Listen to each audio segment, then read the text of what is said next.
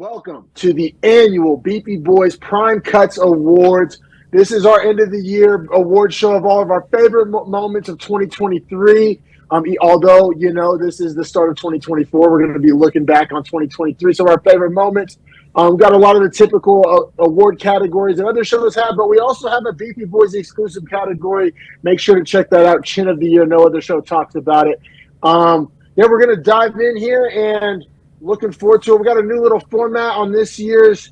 We're going to try to come to a consensus. In past years, we've kind of each given out separate Prime Cuts awards. We're going to try to sell each other and debate a little bit and reach a show consensus for these awards. So looking forward to this new format this year. Me too. I think there's a chance that some categories we might not be able to settle the debate. But I suppose we'll have to just find out. We haven't previously discussed any of these, really. Yeah, and that's what I'm excited about. Neither of us know each other's picks, so live reactions, live debates coming to you next on these Prime Cuts Awards. Let's get to it. Welcome to Beefy Boys Prime Cuts Award 2023. Up next, we got Female Fighter of the Year, and this award is very important to me because I always hear women's basketball and women's soccer used as the kind of jumping off point for a debate on women's sports and women's sports pay. Also, the best women's sport in the goddamn world, and I'll die on this hill, is MMA by a long shot, by a wide margin. Do you mean do you mean in entertainment value? Do you mean in skill set comparison? I mean in drop off between male and female. Do you think so? Let me ask you in this way, then, in this light, for people at home, for clarity. Are you saying if a 125 man fought a 125 woman, that it's closer there than it is a man swimming 100 meters, woman swimming 100 meters? Probably, honestly, because I know a lot of gyms, those two people they train together. I 100% agree. I 100% and also basketball, bro. An NBA point guard versus a WNBA point guard, or God forbid we go NBA big on WNBA big. See, the big is where you get the problem, because if you're talking about 185 men, there's not a woman. Kayla Harrison's getting molly-walked by Colby Covington. Not the only dub Colby's getting these days, but Islam is dog walking Kayla Harrison across the octagon. Yeah. Even you thinking about that, I heard the grossness in your voice. You're oh. Speaking of Colby Covington, I got a Colby Covington take. I'm looking forward to his retirement, and no hater shit. He was on Fox News, I think today. The USA Boxing decided to allow male trans boxers fight women. USA Boxing, and Colby Covington went on Fox News and he crushed it. I've been very harsh on Colby. I didn't like his performance against Leon. I didn't like his press conference against Leon. Bro, Colby Covington as a conservative fucking pundit is gas. Damn. Colby Covington. No, bro, his post-fight career, it's not going to be in the MMA space. It's bro, politics. He went on Fox News today and crushed it. It was so good. Damn, he's gonna hit the ultimate jail and actually get into politics fully, though. Probably leave fighting fully and go politics. That'll be interesting. He should. Seriously. This is gonna sound like I'm trolling and being an asshole. I mean this with literal seriousness. I enjoyed watching his Fox News clip today more than I enjoyed his performance against Leon. Oh, his fight against Leon sucks. Dude, I'm telling you, you're going to see it on Twitter. Whenever you get off the show, you're going to see it. Crushed it on Fox News today. Seriously. Well, but anyway. In the spirit of crushing Female Fighter of the Year. I was going to say, in the spirit of crushing it, let's talk about the female fighters of the UFC this year that absolutely crushed it. Who do you have nominated, or who do we have nominated for Best Female Fighter? And honestly, start at the bottom, because I do have these power rank. Go 6 through 4 for us, because I imagine your winner is damn near the same as mine, if not number 2. For sure, man. Last place, but honestly, upon further review, glad you nominated her, Ariane Lipski. Me too. Because Female Fighter of the Year. you look at her career, you're like, who is this prelim fighter? Right. But if you isolate this year 2023, in the count, exactly. Now, her best win was against Casey O'Neill, which I hope this isn't true, but I have a feeling that Casey O'Neill win is going to age poorly. It's fading. Casey O'Neill has been alarming me on Twitter, like kind of just like having like these existential crises and shit. Like she was undefeated, and then she's taken an injury and a loss. Like I've seen this story before. You don't always come out smelling like roses. So, and then the split decision against Melissa Gatto. Yeah, it kind of hurts not that high level.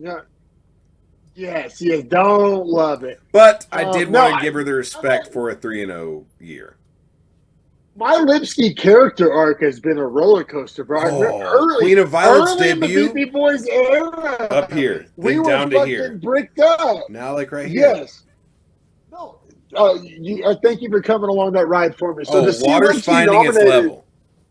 Yeah, and the level was like relatively high, like nominated for Female Fighter of the Year, like 3-0. The water's finding its Lipsky. You know what I'm saying?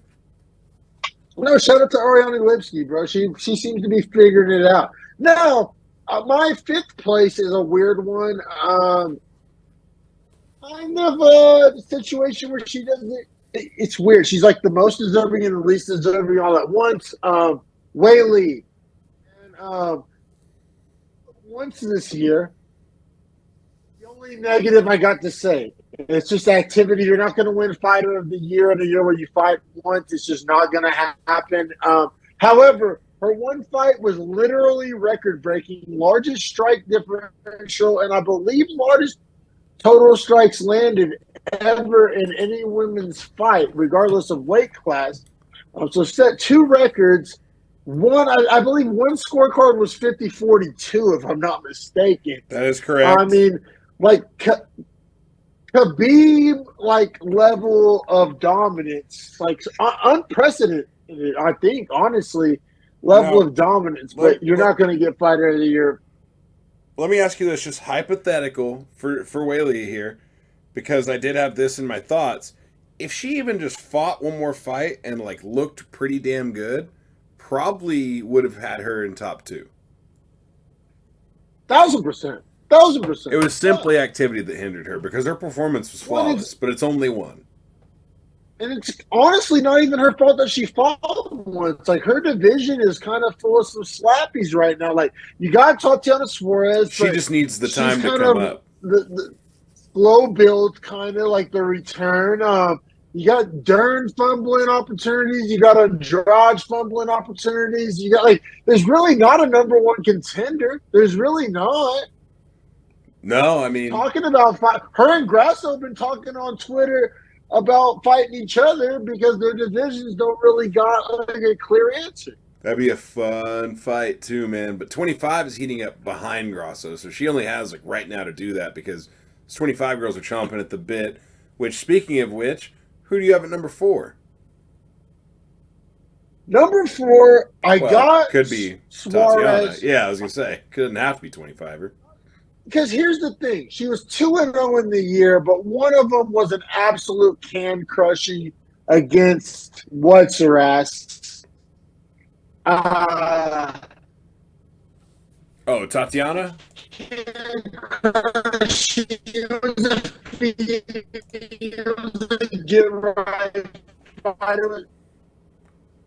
Nickel matchup. So you're talking about Montana De La Rosa?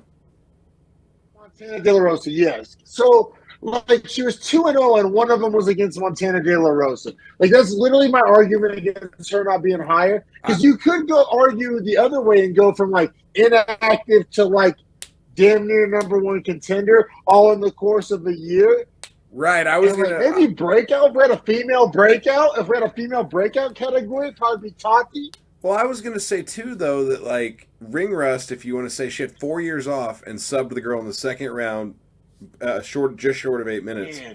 Can. But ring rust, hear me out. So ring rust, so warm-up fight. This is what Conor should have been doing with his career every time.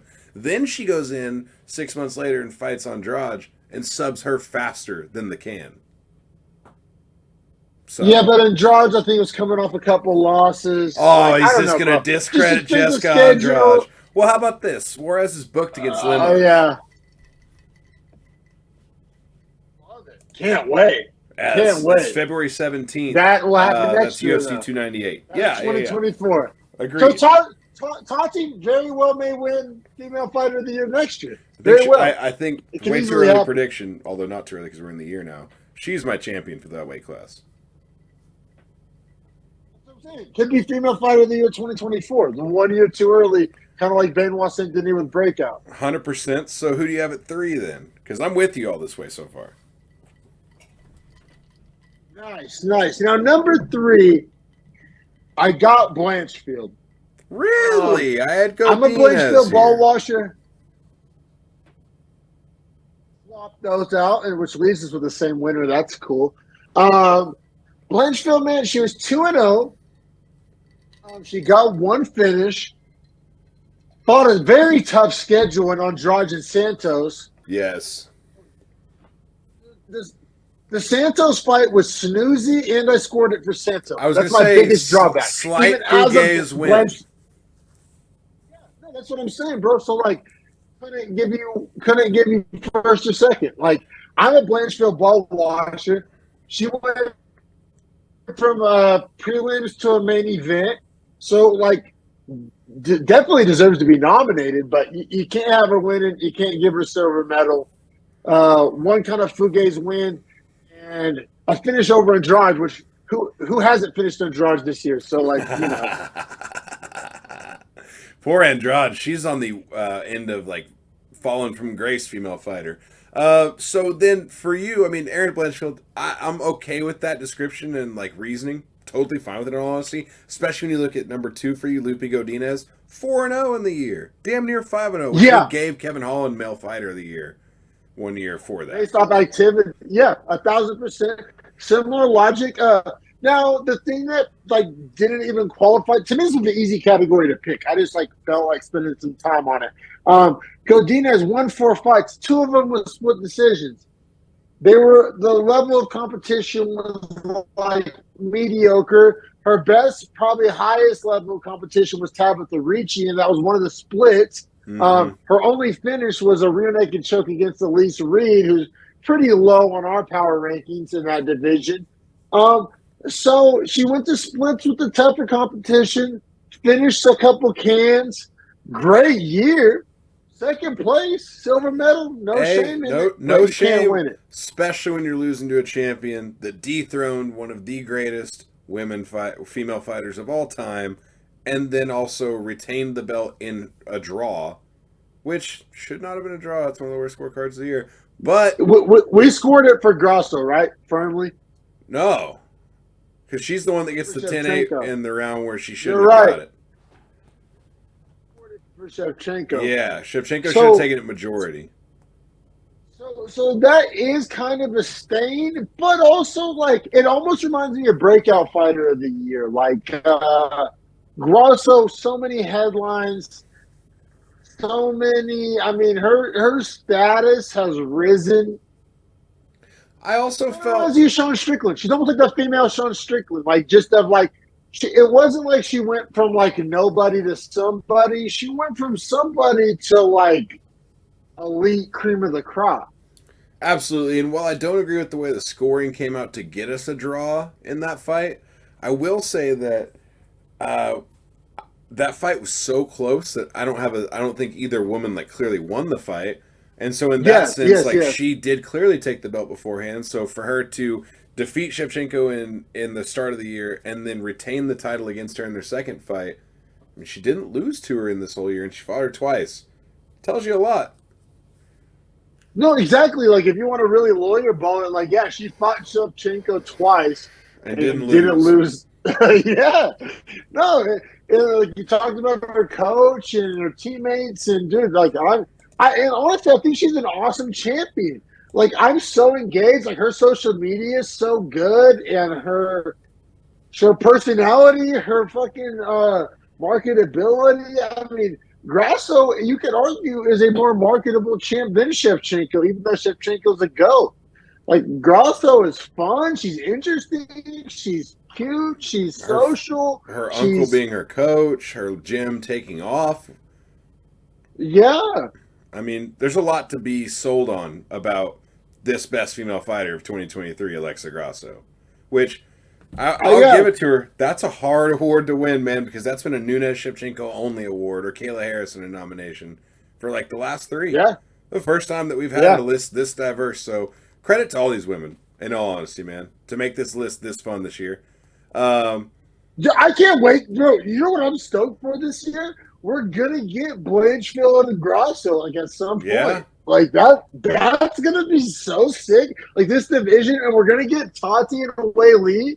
Like shout out women's MMA. And Santos is gonna fight someone. Manon Fior's lurking. No. Actually, bro, Fioro's booked against Blanchfield, so really the winner of that, right, it's Grasso. Which Fioro could win that. Fioro's an absolute stud. But don't remember, Santos got cut, bro. Santos failed a drug test and is no longer under contract. That's Weird. Brazilian acai, weird. But you know what else is weird? Pushing. You know what else is weird? People not liking and subscribing to this channel and this video. And hell, drop a comment, because if you don't think Alexa Grasso deserved it, tell us why not. Yeah, and we have all of these award categories broken down into clips, so go check out our other videos and let us know if you agree, disagree. We're not saying we're fucking omniscient here. Definitely human beings, definitely biased. Let us know if you agree or disagree. Let's have a little engagement.